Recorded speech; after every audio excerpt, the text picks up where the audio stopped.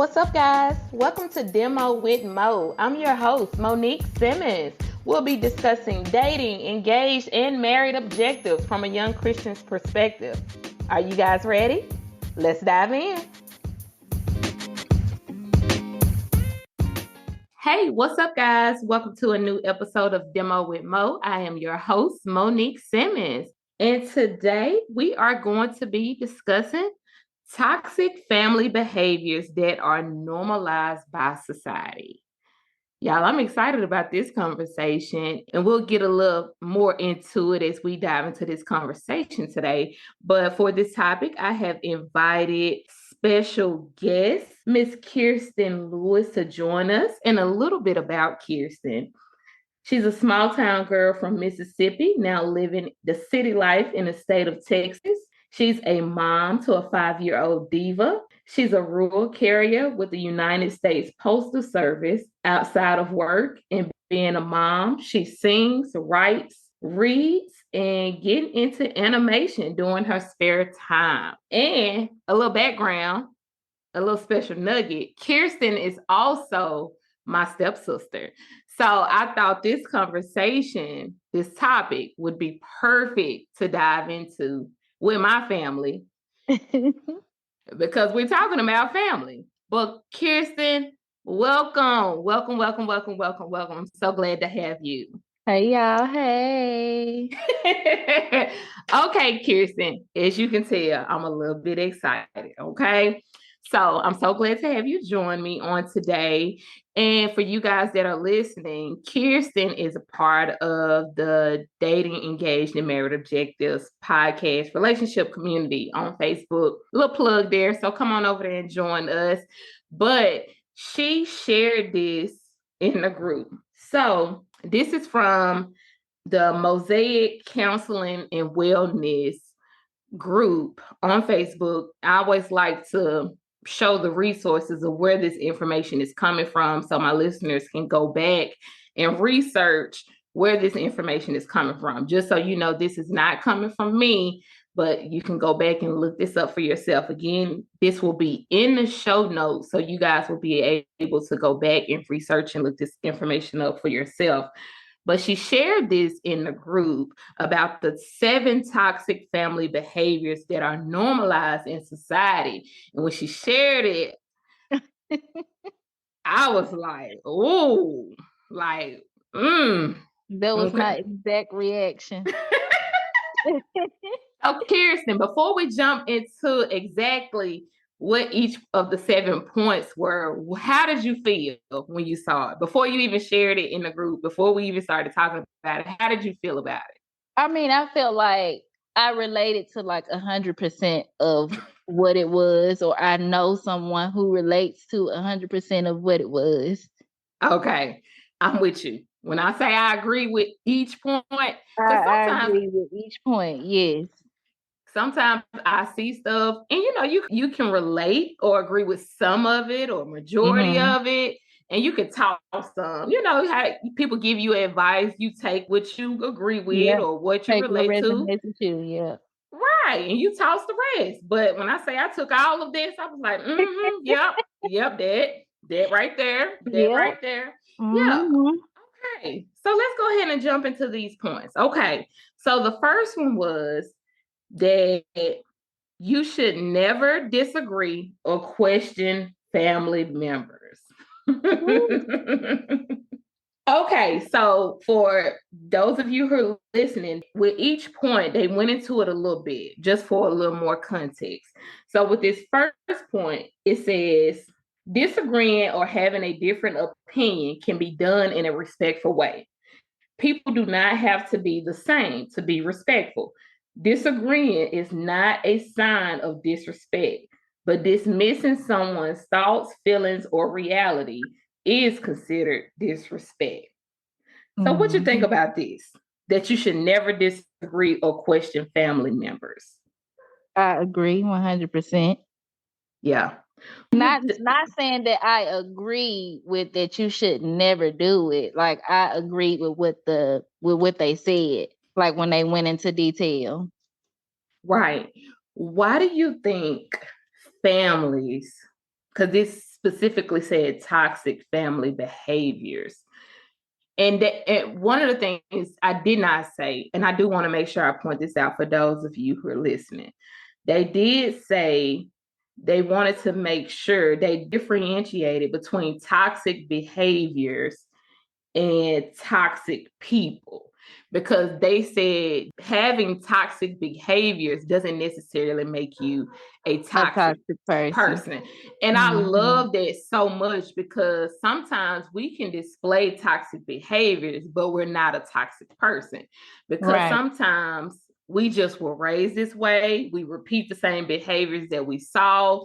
We do things that our family members taught us. We just do. This is what we know. If you were raised in a family and this is what you've always saw, you considered it to be normal until you're around healthy families or see healthy things being done in other families or around friends or in community, and you realize, oh, this is a little toxic. What my people be doing? Oh, and sometimes like they don't even realize that they're toxic even until like a lot of people are saying the same thing about them. Right. Because it's like you've been in the same environment for so long, you step out and you got so many people telling you, no, that ain't it. No, that's not gonna work for me. And you have to just really sit back and be like, well, is it me? Girl, I didn't know it was me, but now that I have so many people in my ear saying, oh, it's you, it might be me. And sometimes people don't see that. And that's hard, because growing up, who are the people that you're usually around all the time? Your family. These are the people that you're around. So if you're always around your family and this is what your family does, it's considered normal. This is our norm. Like, I think this is healthy.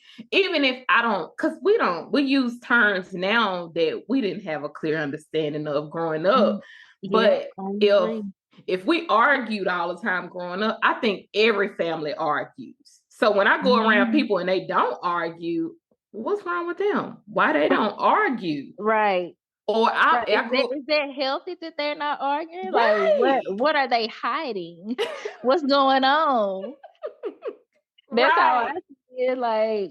Or for this point, when it says that you should never disagree or question family members, when you go around people and they question their adult family members or the people that's older in the older generation, you think, oh, they real disrespectful in this family. They question grandma so-and-so, auntie so-and-so, big mama.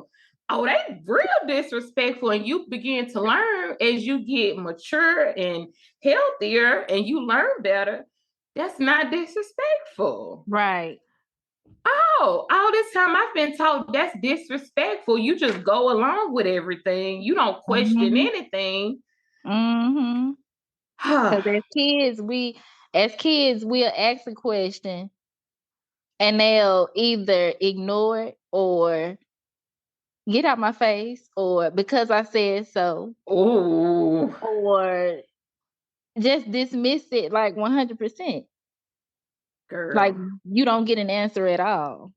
Okay. So let's jump into this second point. It says that you should tolerate harmful people because they are related to you. Oh my goodness. Okay, so they went into this one a little bit. They said mental or emotional harm and abuse should not be put aside to tolerate people. If someone has caused you harm, especially without taking accountability, you are valid to do what is best for you to protect your mental and emotional energy. Why do people, or why are we taught in our families that we should be able to tolerate harmful people because they are related to us? You know, that's just how your auntie is.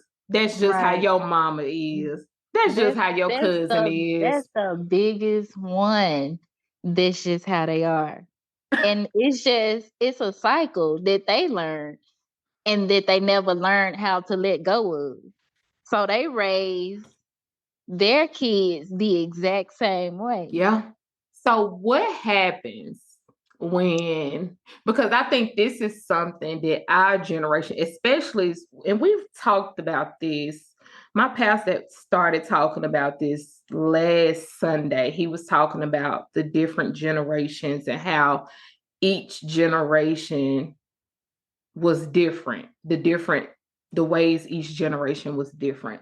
And I really think this started with the millennials, and it's gotten better with each generation after that. That's just my personal opinion. That's no facts. That's just my personal opinion. But what do you think happens when generations of people, of children, of families start speaking up against this and making people be accountable for their actions? You're not going to be able to be harmful or treat me any kind of way just because we're blood related. I mean, it becomes dysfunctional. Like, you have family members that will go back to other family members and say, oh, so-and-so did this and said this. So now you got a family divided. Yeah. Just because someone's decided to finally speak up for themselves. Yeah. Do you think, because how do I say this? Because there are going to be people who are listening who feel like they're going to feel like they want to speak up, they should speak up, but they don't want to rock the boat. They don't want their families to be divided. But I personally feel like when we don't speak up, when people are not held accountable, and we continue to let this go on, because it's going to continue to happen generation to generation. Because you said it, when we don't say anything, it's passed down. It's we teach our children this is okay. They can act like this, and you don't have to say anything, and that's just what's going to keep happening from generation to generation. So even though we're not physically divided, we still come together. We still put on and act like everything's okay. I think we're still divided. We come together, but then we talk about each other. Exactly. We're really not together. Right. That's what we do. And for me, that's not okay. And I don't want to teach my children that. That's not okay at all. That's not something that I'm not raising my daughter like that. Yeah. I love that. With it at all.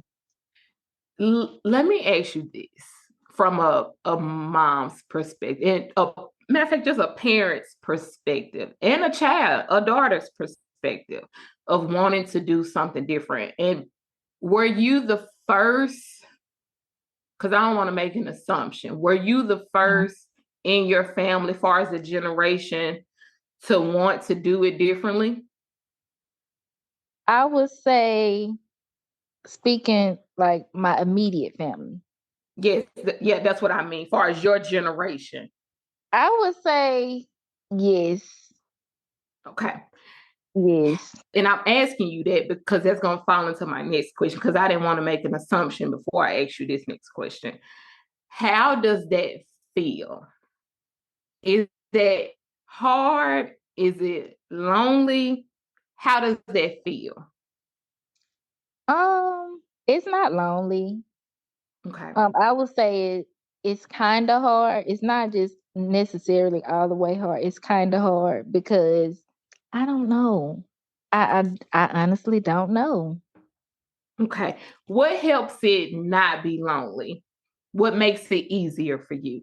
Do you have support? I do have support. Okay. I do have support, yes. Okay.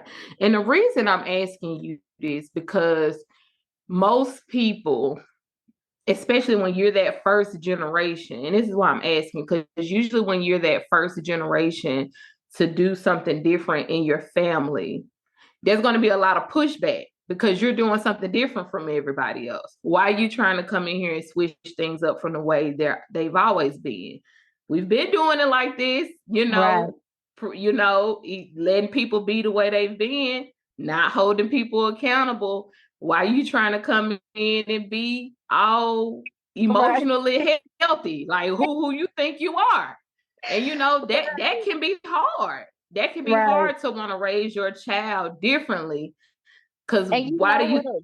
Now that you say, I'm sorry to cut you off. Now you're that you say fine. that, I can give an example. Like, I tried to raise Kyler. This is my daughter's name. I Mm-hmm. tried to raise Kyler. I tried to be a gentle parent. Mm-hmm. And adults, like the older generation, they don't necessarily know what gentle parenting is. Mm-hmm. So if my daughter says something, like I allow her to express herself. So if she Mm-hmm. says something that goes against what I said, like you said, they'll look at it like, oh, that's disrespectful. You need to say something. You need to pop her, or because that's the kind of family that I grew up around. Yeah. So that's an example, gentle parenting. Yeah. That's a real good example.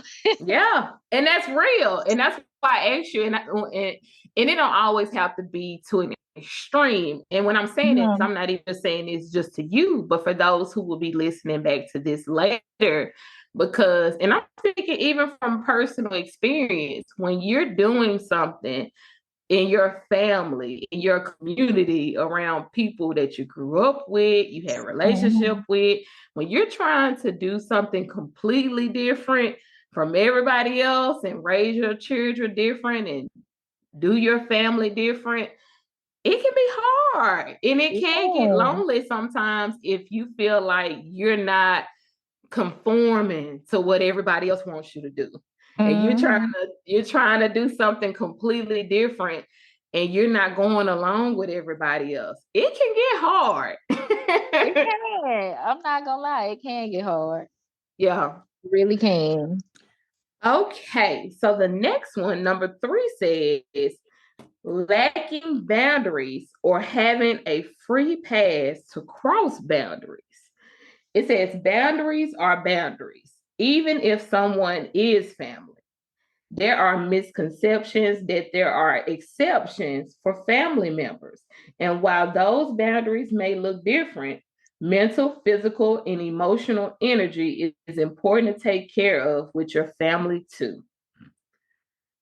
Okay, so why do you think when it comes to family, they can think they get a free pass or they don't have any boundaries when it comes to you, or that they can just cross your boundaries because we're family? Because I think with family members, they don't see you as an individual person. They see Ooh, you as, oh, that's my cousin, that's my sister, that's my brother, that's my uncle, that's my mama. yeah. They don't see as you as a person. They see you as family. So they feel like, oh, that's my family member. I mean, we still gonna be family at the end of the day. So that allows them to do what they want to do when it comes to you as a person. Girl, that's good right there. I agree. I agree 100%. Not being seen as an individual, just seeing their relationship. But I am still a Mhm. person. I am still a human being. I Right, still have needs, and I need you to respect that. right. I need you to respect that. I love you, but I need you to also respect that I have boundaries just like anybody else. Hmm. Okay. Number 4.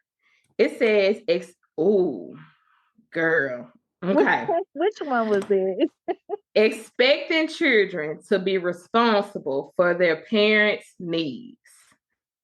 It says many children feel pressure to fix their parents' problems, be a step in marriage therapist, be their shoulder to cry on, take care of their needs. Though parents, caretakers also have their own struggles, children are not responsible for caretaking or fixing. I agree. I've never experienced that Yeah, personally, but I've watched other family members experience that. yeah. And I don't agree with it at all. Ooh, child. That's the same as making children responsible for raising other children. Okay. That to me, that goes hand in hand. And that's what I was getting ready to say. That's a hand-in-hand thing because that's taking care of a parent's needs when children have to raise their siblings. Mm-hmm. Like I've never understood that. I mean, it's one thing for your children to kind of step in for a minute because you may have to take a call or fix dinner Right. right quick. But for you to go out and live your life and your children are having to Mm-hmm. raise your other kids and be responsible to get them ready for school and cook them dinner and give their baths and literally be Mm-hmm. a mini parent. Mm-hmm. And then Yeah. wonder why they grow up so fast. Yeah, well, you ain't grown. Hold on now. You can't expect Right. me, you Right. can't give me the responsibilities of an adult and at the same time tell me I'm not grown. Hold on now. Right. The math ain't mathing.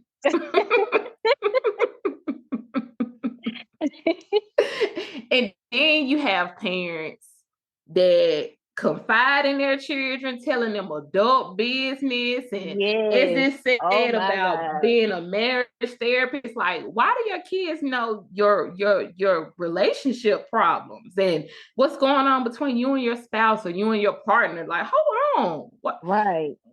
It's a lot. It's a It lot. is a lot. Now I can see if it was an adult child, That's different. but That yes. when they babies, Yeah. kids Yeah. don't need to be knowing about nothing you have going on as an adult. Yeah. Yeah. Yeah. Okay.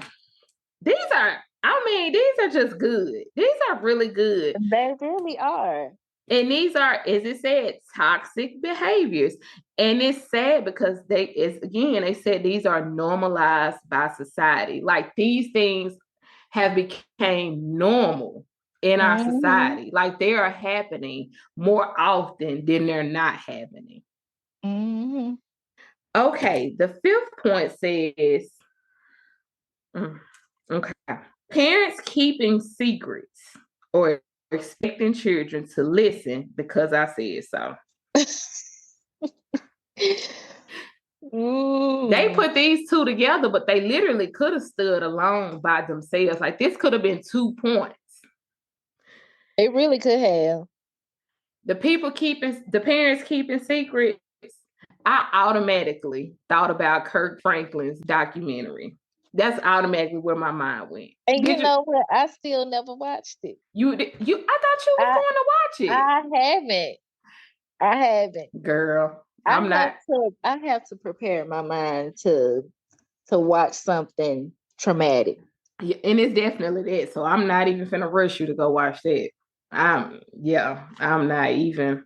Yeah, that's a whole book of bear in itself. I just got done unpacking that with my therapist last week. So I'm gonna leave that where it's at. But parents keeping secrets. What's your thoughts on that? That's damaging. It's really damaging. And I don't understand it. Like, for what? Because you hid something from me for so long. And I have to find out when I'm 47, 53. Girl, girl. Like, what? But I did see something about that Kirk Franklin documentary. Was it his mom, like his dad lived right down the street from them or something? And his Yeah, mom kept that away from him? Like, or yeah. she denied their relationship? Or what was it? So the mom, Deborah, she told him that another man was his dad. And the guy ended up dying some years ago. Kirk didn't have a relationship with that man. That man ended up dying thinking Kirk hated him. Kirk went and saw him on his deathbed and basically was like, you was never there for me, blah, blah, blah. Mm-hmm. You know the spiel. And that man ended up dying thinking Kirk hated him. Come to find out, that man was never Kirk's dad. Okay. So it was a funeral for one of Kirk's aunts. And the man who really was his biological father was at that funeral. But this man had no idea about Kirk. He never knew about Kirk at all. But rumors started going around because people were saying that the man looked exactly like Kirk. The man and Kirk's mom, Deborah, used to date back when they were teenagers. So people started saying he could be Kirk's dad. So Kirk's mom ended up calling Kirk, leaving him a voicemail because Kirk and his mom didn't have a relationship. He hadn't talked to her in over 20 years. So she left him a voicemail and was like, I'm sure you've probably heard about the rumors. I want to let you know this is not true. Blah, blah, blah. I don't even know why she said, I don't even know why she did that. But she left this voicemail saying it wasn't true. Well, the guy who ends up being his biological dad, from what I saw and what was portrayed on a documentary, he seemed like a really good dude. The guy called, was like, I have no idea what's going on, but these rumors going on. I'm going to see my doctor. I'm going to do a DNA test. I'm going to have it sent to your doctor. You can do whatever you want with the results. You know, it's totally up to you if you want to look at it, don't look at it. But I want you to know I had no idea about any of this. You know, you can do whatever you will with it. Kirk's doctor called him, gives him the results, 99.99999. This is your father. Wow. Yes. He goes to see his mom. Well, he goes to see the dad first. He goes because the dad still don't know about any of this because he wanted Kirk to have all the information. He didn't want to know anything. He literally wanted the ball to be in Kirk's court, like for Kirk to do whatever he wanted to do with it, which I love so much. He totally respected Kirk's decision to do whatever he wanted to do first. So he didn't know anything. Kirk went and saw him first, gave him the envelope with the results. He saw the results. You could tell from this man's response to it, he had no clue. No clue. He broke down, boo-hooed, and him and Kirk hugged. He kept on apologizing to Kirk. He said he was so sorry. He had no clue. I mean, he had no clue. He said, if I would have known, I would have been there for you. All of this. So then Kirk goes to see the mama the same day because he said, I don't want it to be where it's no days left where it could be in a mess, where people going around saying stuff. I want to go talk to her right now. So he goes to see the mama and auntie at the auntie's house. So the mama said it's a lie. And I'm leaving a whole bunch of stuff out, but I'm trying to give you just what happened. The mama says this is a lie. The DNA results is not true. There's no way this could be true. I was so mad. She said this is not true. Kirk was like, what? These are DNA results. It's 99.999 that he is my father. Mama said no. So Kirk being Kirk, you want to go do the DNA results again? You can go. Like we all can be there. All of us can go. Mom agrees to that. They go do the results again. Come back, the same thing. They all sitting around like this office table together, like in a conference room. Get the results back. It say the same thing. She was like, I don't know what's going on with this test, but it ain't true. And the man, I could not believe that man. Like you could tell he was so mature. He wouldn't let anything that she was saying get to him. Like this is basically what we talking about, the toxic family behaviors. She was the toxic family on one side. He was the healthy, emotional person on the other side. Like you could tell the difference. You could tell the difference looking at this table. She over here showing out, talking about, I don't know what this is. This is not true. And his dad didn't say anything negative. Like he didn't let one negative word come out his mouth that whole time. He said, Kirk, I respect whatever you want to do with this. He said, I'm not going to force you. If you want to have a relationship with me, I would love to have a relationship with you. But I'm going to go at your pace. I'm going to follow your lead. Like he was so respectful of everything that Kirk wanted. On the other hand, his mama said, this ain't true. But Kirk told her, if you can't give me this, I cannot have a relationship with you. I'm just going to tell you right now, if you can't be honest with me and give me this, I can't go forward with a relationship with you. And she wouldn't give it to him. She left. It was a mess. That's the guilt. Yeah. That's why I said it's damaging. There's guilty behavior. I'm like, you gonna let this secret keep you from a relationship with your son? You haven't had a relationship with him over 20 years, and you gonna let this secret, baby, the world has already seen it. It's out there now. Like, the damage is done. The test is here. It ain't nothing else to hide. The man is sitting right here. We know who the father is. We already know you slept around. What else is there? Usually people are still holding on to the secrets because they don't want the information out there. The information is out there. Why would you still let this secret keep you from having a relationship with your son? The damage is now done. Kirk wants to have a relationship with his mom. Why would you let this hinder you? But she couldn't. She could not let it go. Some people would rather just hold on to a lie and take it to their grave. Girl. That's just how some people are. And I don't understand it. Because you damaging your own flesh and blood. Like, you not like I said, you not seeing your son as an individual person who has feelings. You can see that he's emotional about it. You can see that he's upset, he's frustrated, he's all of these things. And you still won't say nothing. Girl. You still won't tell him the truth. You would rather take this truth to your grave than to mend a broken relationship between you and your child. Right. And what was so crazy to me, I could not wrap my mind around. He not asking you for no details. All he wants you to acknowledge is these results are true. That's it. All you got to say is yes.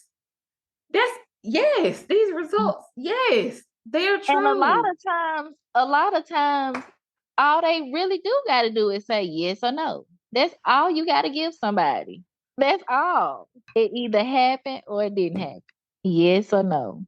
Girl, and like you said, that could be a whole topic within itself. Family secrets.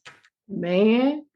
That could be a whole episode by itself. Because that could get deep. Who you telling? That can go real deep.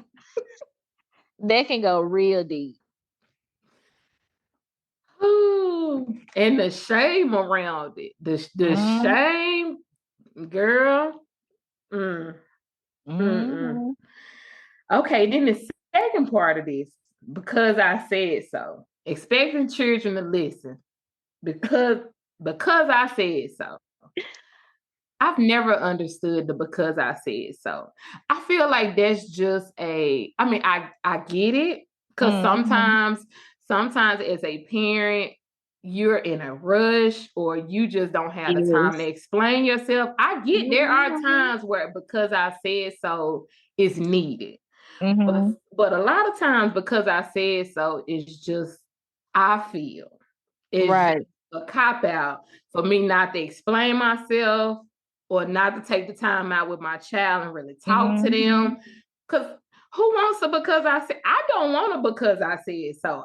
Talk to me. Me either.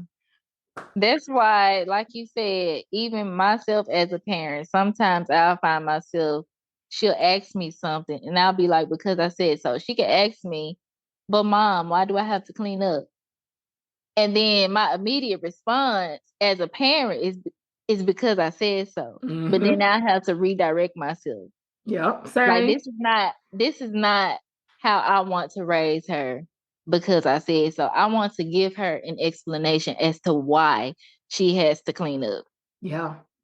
And why it's a benefit for both of us versus just me as a mom and dismissing her as my child. I love that. Zoe is now, and for those of you listening, Zoe is 3 now, but Zoe is in the stage now. It is if I'm being completely honest, it is driving me crazy. I'm just gonna be completely honest. It is driving me straight crazy. But she's in this stage now where she's asking why for everything. And it don't matter what it is. Like we could be in a car and I could be turning left and I may slow down a little bit. Why you slow down? It's a car in front of me. Why? Because they were there. Why?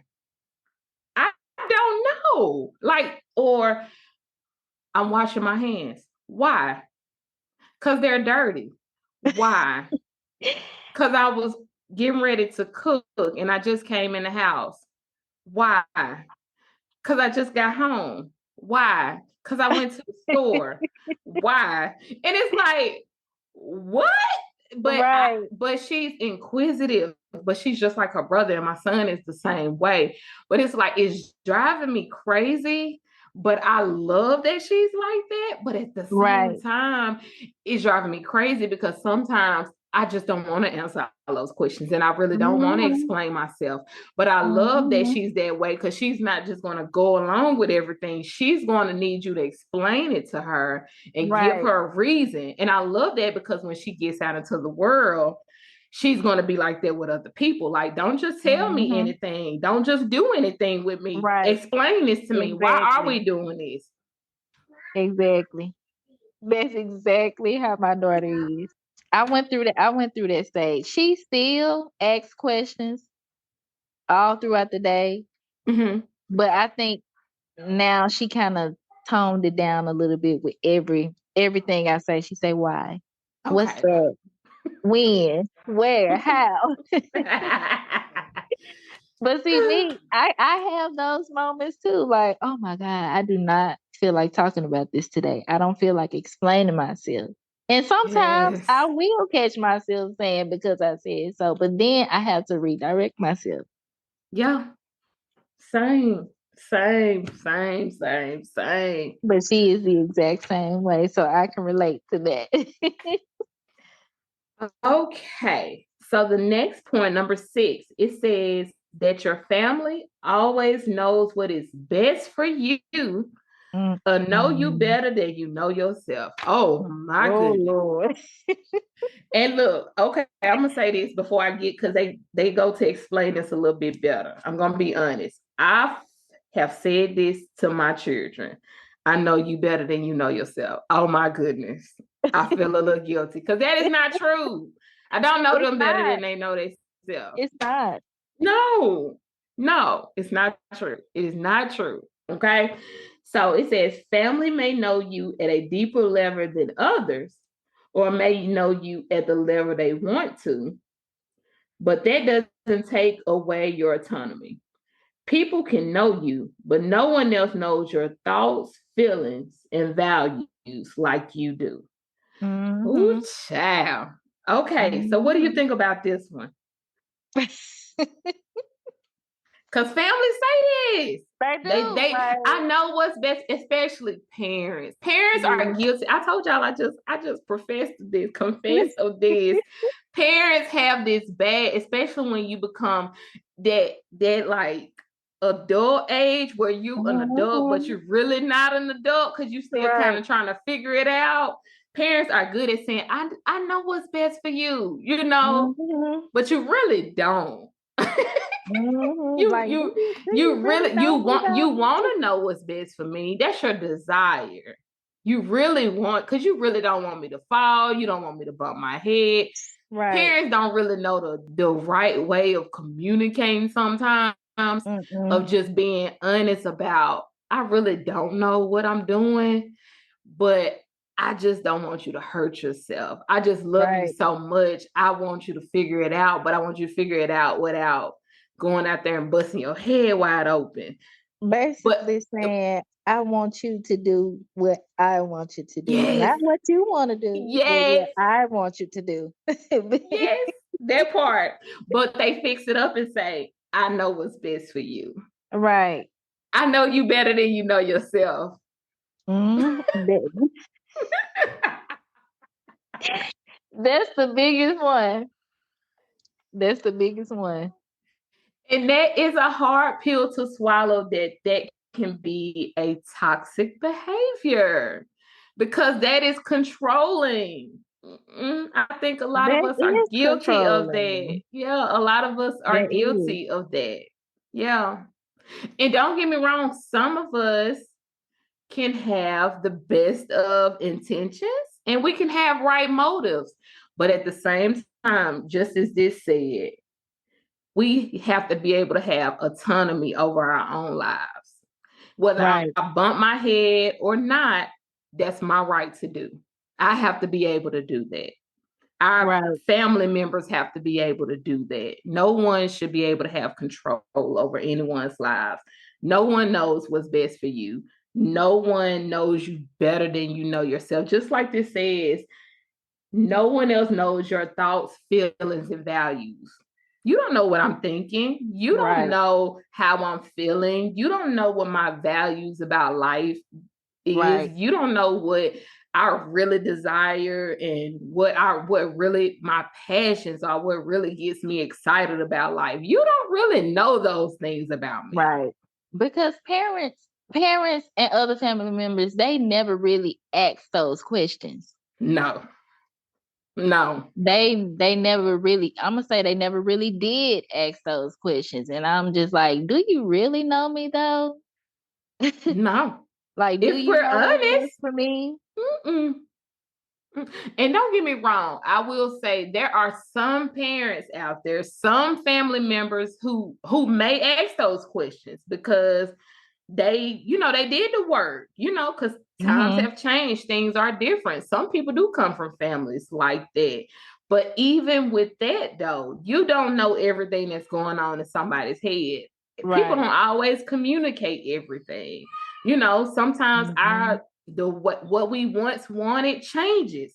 Sometimes Right. we get in relationships with people and what we thought we wanted, we realize that ain't what we want anymore. Right. So nobody really Exactly. knows us like we know We us. do. Mm-hmm. Yeah. I Yeah. agree. Okay. So y'all, they ended this last one with a bang.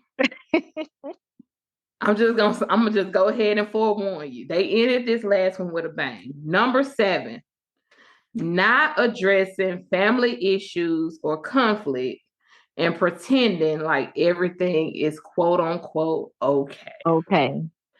Ooh, child. Kiersten, I'm gonna let you touch on this one first. What your thoughts is? What your thoughts is?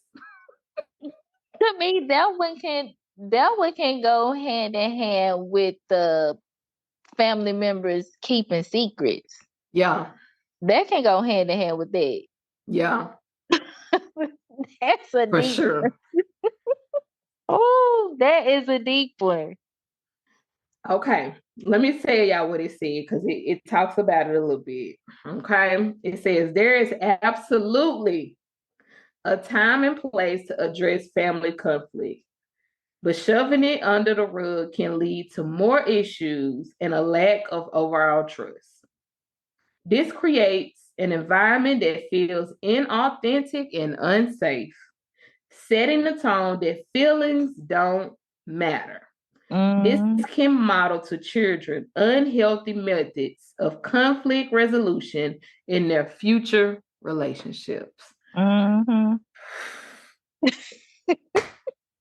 Girl, I'm just going to let my listeners know right now. I will be doing a follow-up podcast episode on just this topic alone. Because it's deep. Like, this can go from 0 to 100.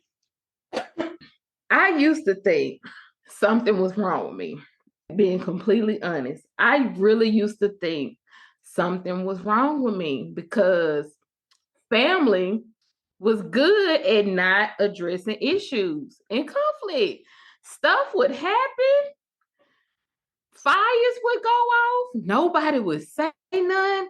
And I'm looking around like, don't nobody see these fires but me? Mm-hmm. Like, so nobody gonna say nothing. Nobody gonna address it. And I would bring it up or say something, and it's just all hell broke loose. Why is Monique bringing this up, or why is Nikki? Because for my listeners, y'all know I've mentioned this before. My family calls me Nikki. Why is Nikki talking about this stuff? Why is Nikki bringing this stuff up? You know what?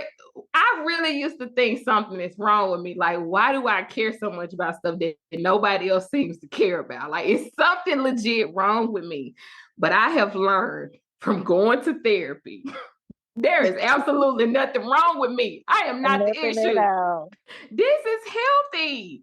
I have learned from my individual therapy and also in my couples therapy that I don't like ignoring or not addressing issues. I like to deal with conflict head on. I don't like not addressing problems. I don't like sweeping stuff under the rug and acting like it didn't happen and not addressing elephants in the room. That it bothers me. I don't like having unaddressed problems in relationships because when I'm in relationship with people, even with family, I like to have a good relationship with people. I don't like to pretend and act like everything is okay when it's not. That is so unhealthy, toxic and dysfunctional and unhealthy. Like, how do y'all go day to day like that? I cannot do it. I just cannot. I refuse to do it. So I would rather, this is just me now, I would rather not put myself in environments where I have to do that. If we're not going to address it, if we're not going to talk about it, if we're not going to deal with it, if we're going to just act like it's not a problem or it's not an issue, I'm just not going to put myself in the environment. That's just where I am in life. Either we're going to address it and talk about it and deal with it, because I'm all for it. And people have to realize addressing issues don't have to be a problem. Like, it doesn't have to be a bad thing. Like, we're just acknowledging something is off, something is wrong. Let's talk about it and fix it so things can be good between us. That's it. Right. But if we're going to act like everything is okay when we all know everything is not okay, I'm just not going to put myself in the environment. That's just where I am in life. So, yeah. Okay. But yeah, I'm telling you right now, I'm going to do a follow-up episode on just this point right here. This is a whole book of bear by itself. Because it can be with family members, it can be with friends, it could be with your partner. This could be with anybody. This doesn't necessarily retain to family members. No. Why do you think it is easier for people to not address issues of conflict? I must speak from personal experience. I would say to avoid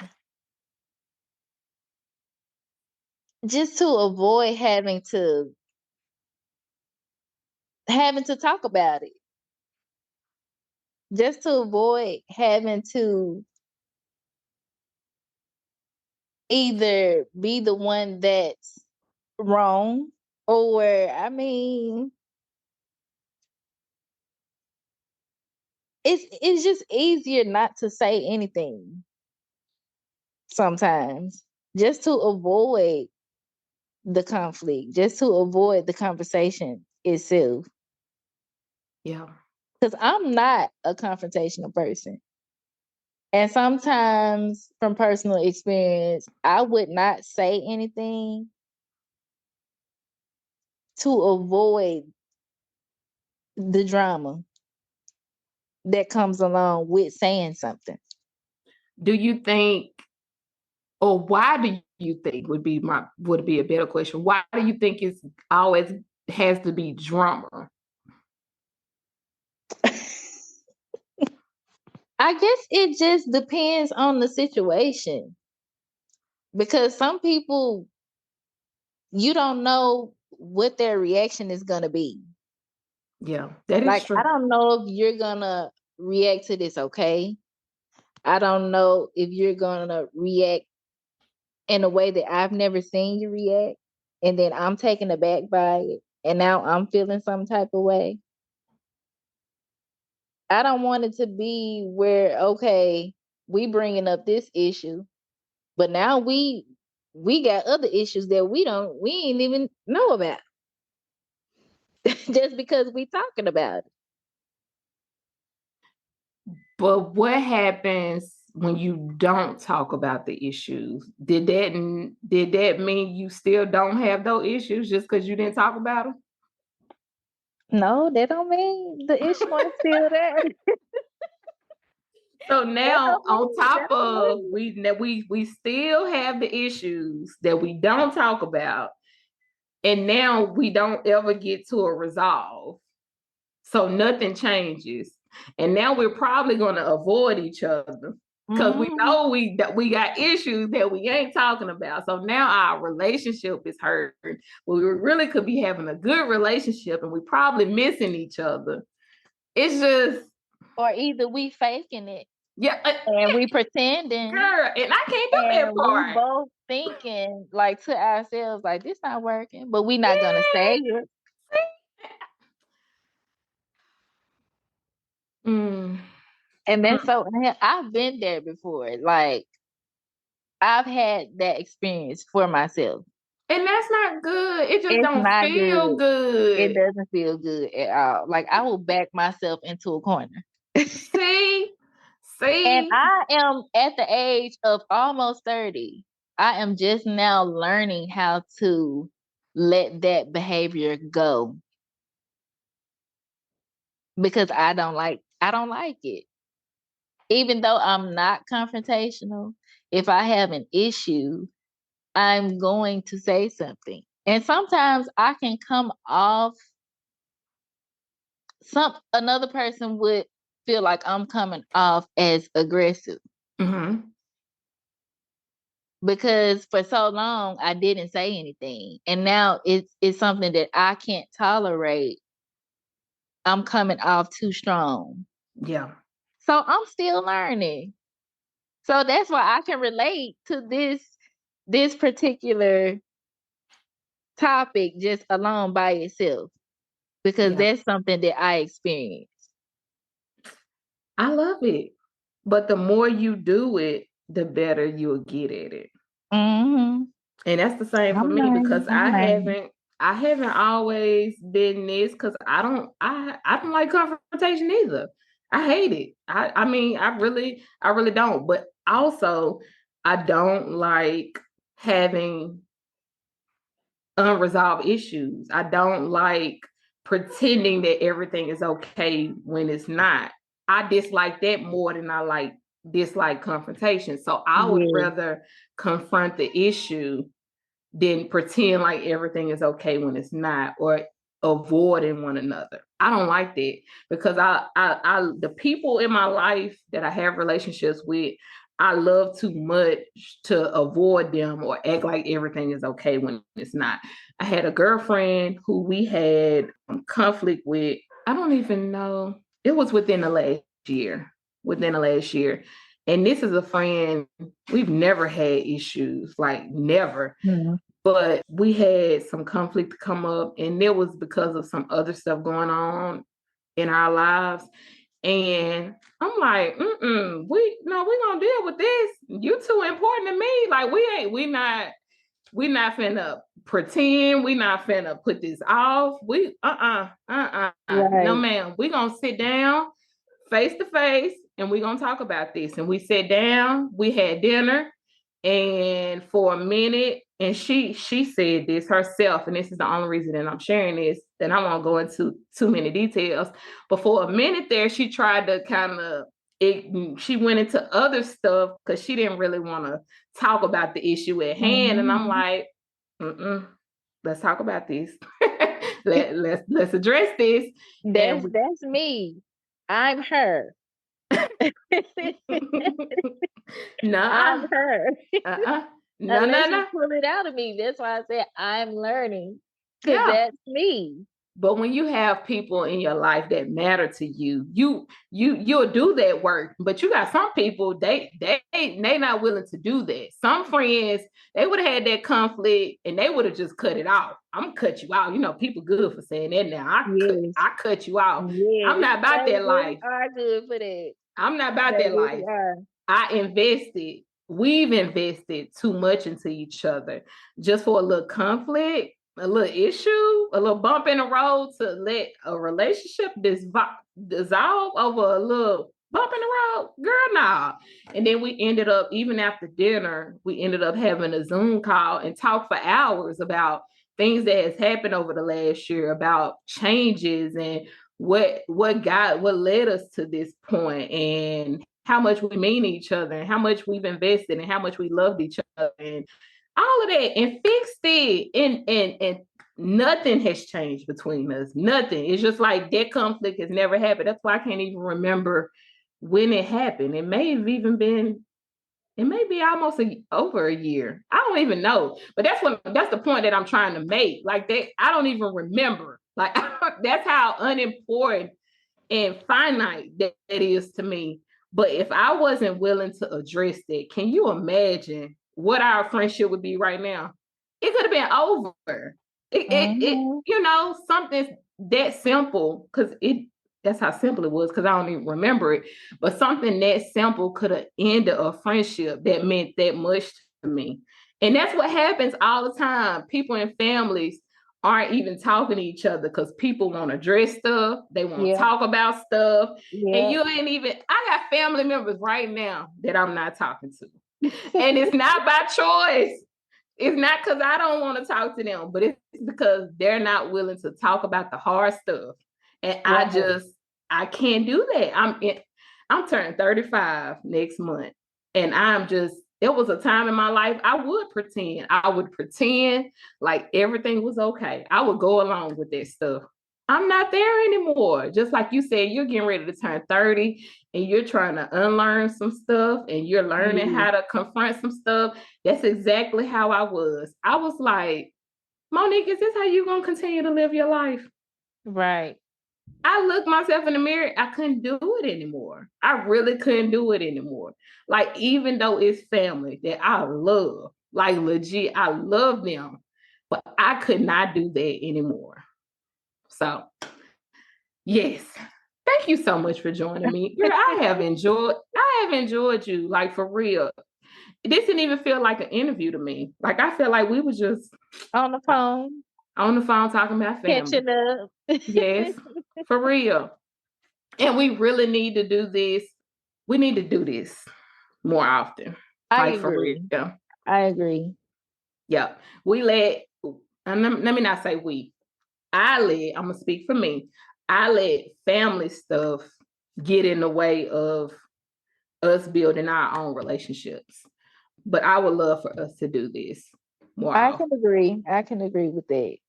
Yeah. Well, thank you so much. Is there anything you want to say to the listeners before you leave? I would say y'all follow Demo with Mo because she is relatable to everybody. And y'all want to be here for this podcast, for these topics, for these conversations, so you can go have the conversations with your family members and your friends. Thank you so much, Kiersten. I really appreciate you, and I have enjoyed you. I have too. Thank you for having me. Thank you. And for my listeners, thank you guys so much for rocking with me. I appreciate you guys. I hope you guys enjoyed our convo on tonight. Remember, I love you, but God loves you guys so much more. I'll see you next week. Bye. Bye.